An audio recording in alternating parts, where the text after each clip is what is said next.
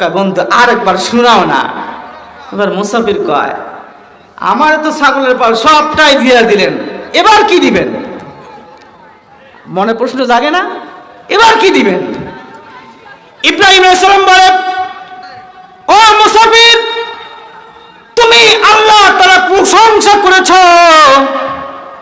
তোমার ছাগলের পাল পুরোটাই দিয়ে ফেলাইছি, আর তোমার কাছে কিছুই নাই দেওয়ার মতো, কিন্তু তুমি যদি আর একবার আল্লাহ তাআলার ওই প্রশংসাগুলো করো, আমি ইব্রাহিম নবী তোমার ছাগলের রাখালি করে তোমার কাছেই থেকে যাব। বলেন সুবহানাল্লাহ।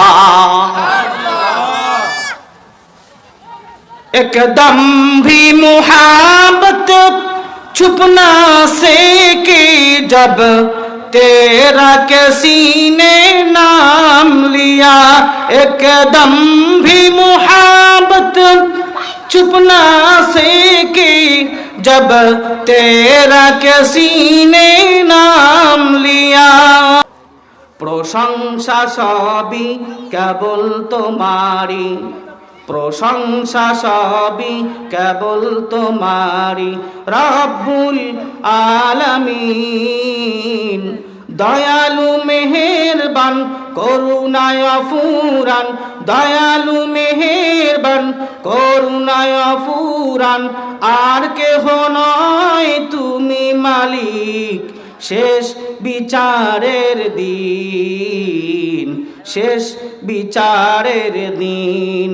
প্রশংসা সবই কেবল তোমারি, প্রশংসা সবই কেবল তোমারি, রব্বুল আলামিন। দয়ালু মেহেরবান করুণায় ফুরান, আর কেহ নয় তুমি মালিক শেষ বিচারের দিন, শেষ বিচারের দিন। এই জন্য প্রশংসা হবে কার?